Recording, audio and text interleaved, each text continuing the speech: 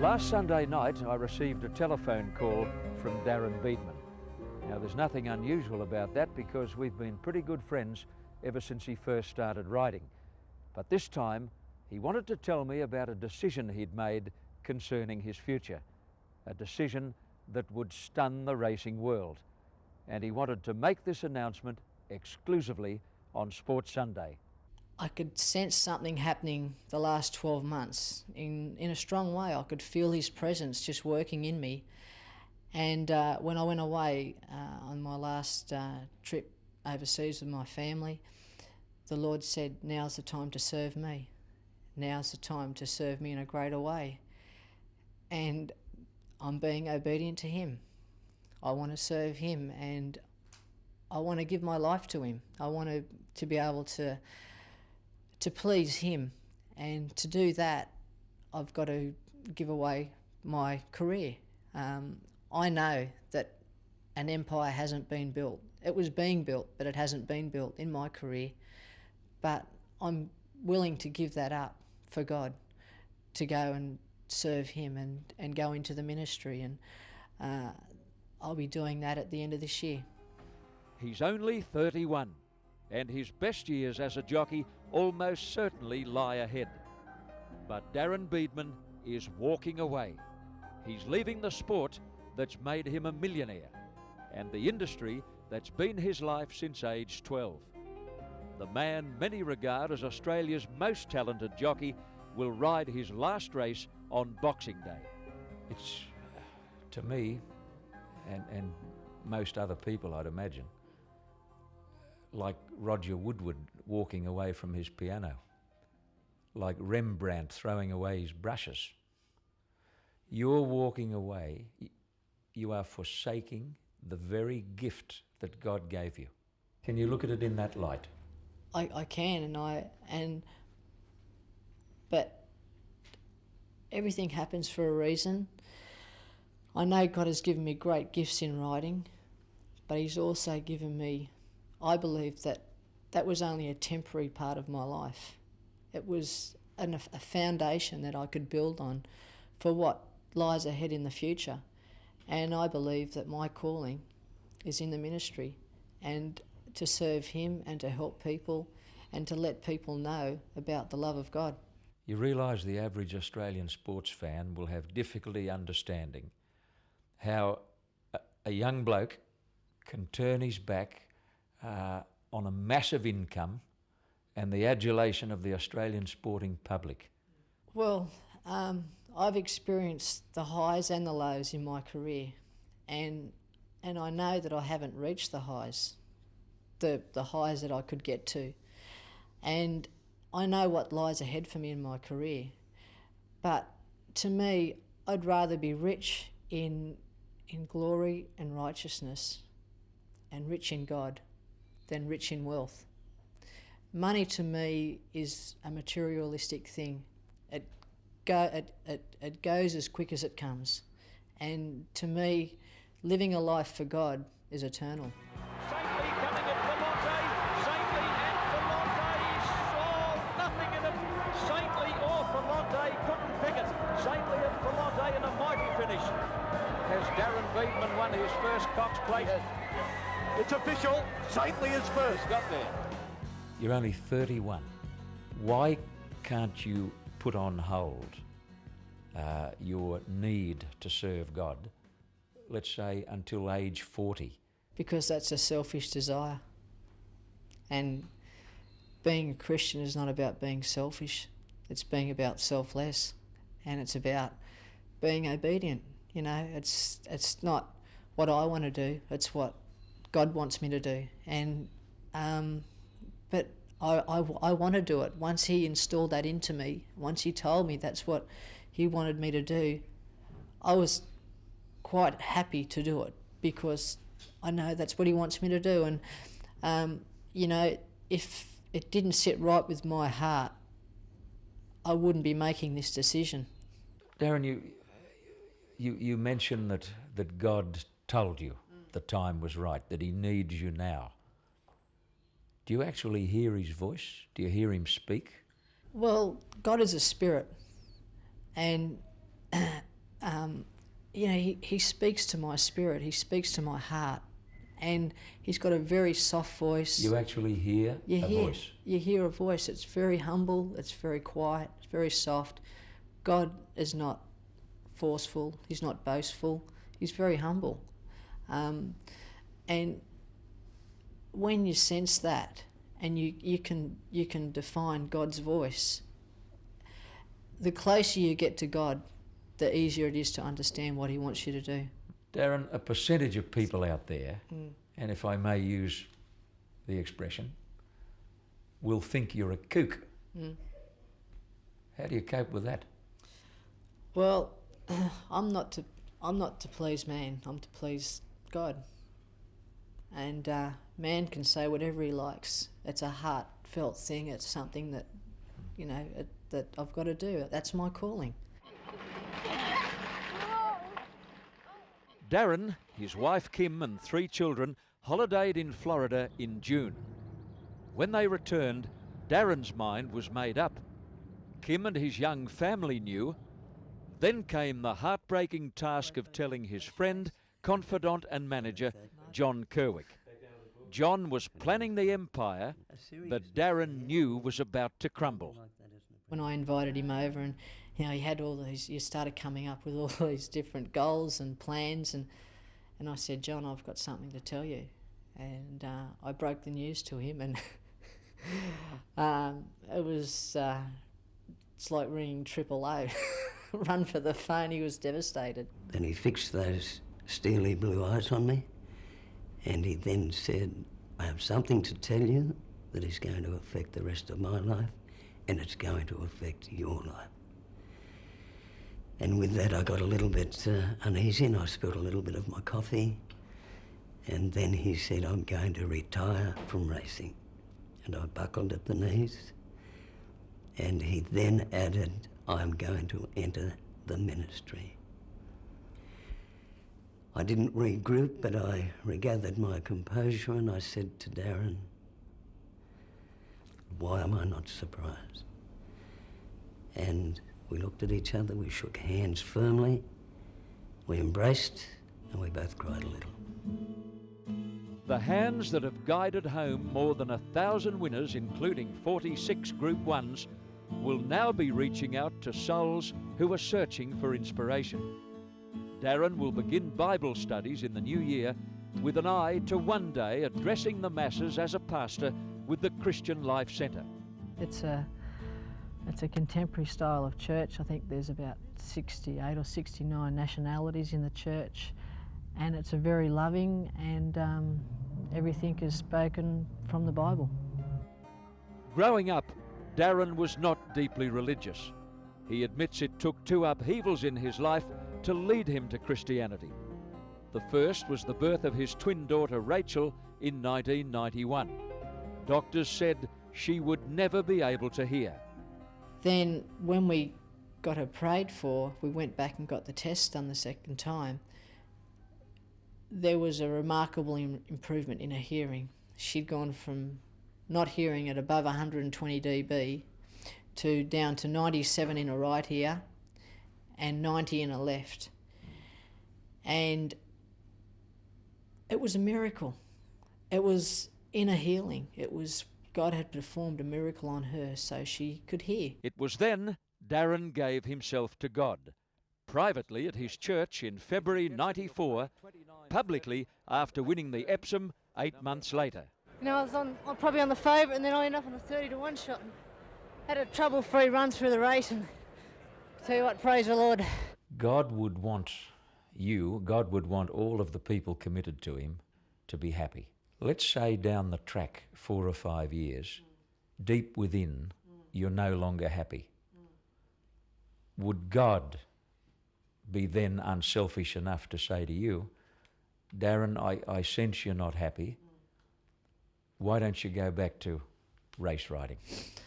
I really can't answer that, Tappy, because God is God. I'm relying on the God's sovereignty to look after me, and I really don't know I really can't answer that question whether, you know, I'd come back riding or not. You know, I'm not closing the door on racing, because racing has been a wonderful life for me. I've made a lot of friends. I've experienced joy. I've, you know, the happiness, the greatest pleasures of my life in winning the big races. If only we could create the scenario where God was the leading Randwick trainer with 100 horses in work, so we could still have Darren Beadman. It'd be, I'm sure I'd still be there, but he's got other plans for me, and you know, it's a wonderful thing to try and dream about, but it's not reality. I wonder if he'd give Shane a ride. Well, he's a forgiving God, so he would.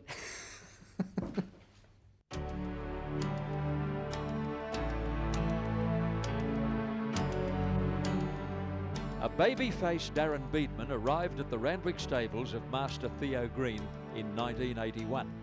Under the guidance of the man who'd groomed Malcolm Johnston and Ron Quinton, Darren quickly emerged as the leading Sydney apprentice of his time.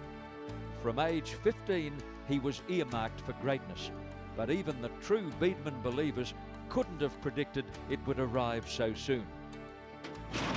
Gates open, off and running in the slipper with... It was the 1984 Golden Slipper, and 18-year-old Darren had fought off all challenges to retain the ride on Inspired.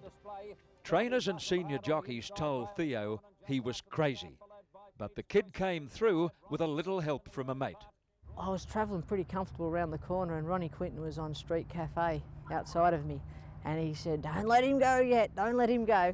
And I was hanging on to him for all my life, and because I could have easily went too early and made my run and got to the front and probably got walked over the last little bit. But so you were tempted to go? I was, because I had a horse full of running, and I was only been riding 15 months, so Ronnie was going out the back door, and I was poking up into the race, so that little bit of help helped. Inspired and Royal Troubadour go to the lead. Inspired is starting to draw away from Royal Troubadour. Love a Kiss and Pashenka's Gem late on the scene, but Inspired won the slipper. Inspired first, Love a Kiss second, Royal Troubadour third. 6 years on, Darren climbed racing's Everest. His partners were a horse called Kingston Rule and the Cup's king, Bart Cummings. The Melbourne Cup is the pinnacle. It's the Olympics. If you can reach, gold medal. It's the gold medal. If you can reach, if that's the highest mountain you can climb, that's it. And the day that I won that, what a thrill.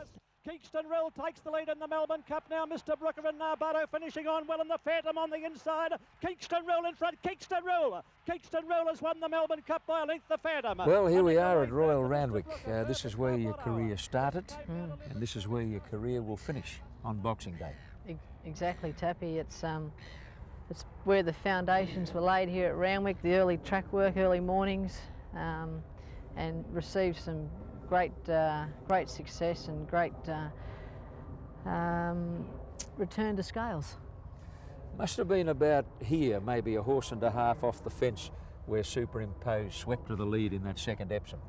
He did sort of had a bit of a tunnel vision back about 200 metres back, and that was the line I chose. And Superimpose has about two behind him as they turn for home, and he's got nowhere to go coming over the rise. Planet Ruler joined on the inside by Livingstone Lane. Livingstone Lane takes the lead coming to the 200 mark. Quick Score into the clear, running on strongly. Twiglet down the outside, running a big race at big odds, and Bold Rance is into the clear now. Livingstone Lane is the leader. Down the outside is Twiglet. Look at Superimpose. He's come through between horses. He's going to do it. It's history at Randwick. Superimpose has come from last, and he wins his second Epsom. An amazing performance and a great ride by Beadman. To this day, Darren regards that ride as the greatest of his career. It's weathered the test of time and a mountain of achievements. It's Let's Elope for the Honda Australian Cup, and she wins it brilliantly. Let's Elope by 3 lengths. Second, Shiver's Revenge, 2 lengths. In season 94-95, Darren rode 128 Metropolitan winners, breaking Billy Cook's 55-year-old record. But it was the autumn of '96 that really stamped his place in racing folklore. Volante, Saintly and Octagonal. They've come away from Nothing Like a Dane. Saintly and Octagonal. Beadman throwing everything at Octagonal. He gets there. Yes, Octagonal wins the Derby. Octagonal again by a neck to Saintly. Darren and Octagonal combine to seize racing's Triple Crown. But the man aboard believes those narrow wins may have had some divine intervention. You think God helps you get him home in the AJC Derby, for instance? I think he did. I think he set down a few angels to carry him over the line. He's a strong whip rider, isn't he, the Lord? He is. He is. But the same force that brought Darren and Ockie that success also tore them apart. When it came to spring, Beadman had to choose between Octagonal and Saintly. Is it true that the good Lord had something to do with you picking Saintly as your cup ride last year? I went right down to the wire, and I didn't know which decision to make on which horse. And I came home and I prayed about it because I've got a great love for both horses, and I prayed to God which one would I choose and which one would be the better horse for me to ride. And he told me Saintly. He'd obviously done the form thoroughly. I'm sure he knew it better than me anyway. I wonder what he fancies this year. Mate, I haven't prayed for that yet, so I'll let you in on it. Saintly hit the lead in the Melbourne Cup. He drew a length in front of Nothing Like a Dane. Count Shivers. Skyboy running on. Saintly in front for Darren Beadman. Bart Cummings has got his 10th Melbourne Cup. Saintly's going to win the Melbourne Cup for Darren Beadman and Bart Cummings. Saintly first. A lot of punters will be of the opinion that now you've made the announcement, your killer instinct might disappear. How will your attitude be from here until Boxing Day? Well, I've got news for them, Tappy. I'll never lose that determination and that, that instinct to give my best and to give them, a good show. And yeah. I'm a competitor. And there are plenty of Group 1s between now and Boxing Day. Oh, exactly. There's a shop full of them, and I'm out after all of them. Darren has ridden the greatest horses of his generation. He says he can give up the wealth, the fame, his house, and his lifestyle for God. But ultimately, can he really give up his passion for partnering champions? When Pastor Beadman reminisces and reflects in the years ahead about his great days in racing, which horse will Pastor Beadman remember with most affection?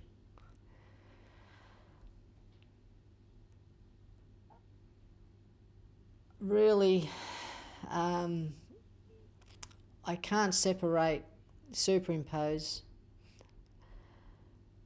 Saintly and Octagonal. I can't separate them. They were wonderful animals. They're all individuals, and I'll never be able to separate them because they took me to a level in racing that a lot of jockeys, 99% of jockeys, don't experience. And a level that you are going to miss so much. Well, it's, I live to ride Group 1 races. I live to win premierships. I live to be successful in my career. I live to be an ambassador for racing. But Darren, if you'll forgive me, the tears in your eyes at this moment have been brought on by memories of these great racehorses. For sure, it's your emotional attachment to this business, to this racing industry it's not is about so deep. Well, it's not about there's a lot of people in this game that don't experience and haven't experienced what I've experienced, and I haven't taken it for granted. Are you sure you can reach these same heights elsewhere? John, sitting here and just, the emotions that are running through me, I get these emotions when I see people giving their hearts to the Lord, and it's far greater. I've experienced it in my own heart. I know the feelings, and I love horses. That's why I was a jockey, because I love the animal. It's not about loving the money, the success. I love the animal.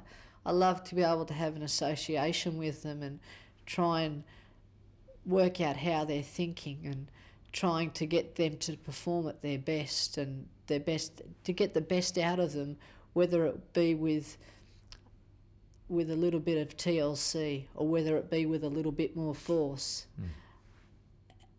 You know, it was such a challenge to me in my race riding. That's what it basically boiled down to. But I know that where I'm going and what I'm doing now, there's going to be a greater reward for me because it's going to be a greater challenge.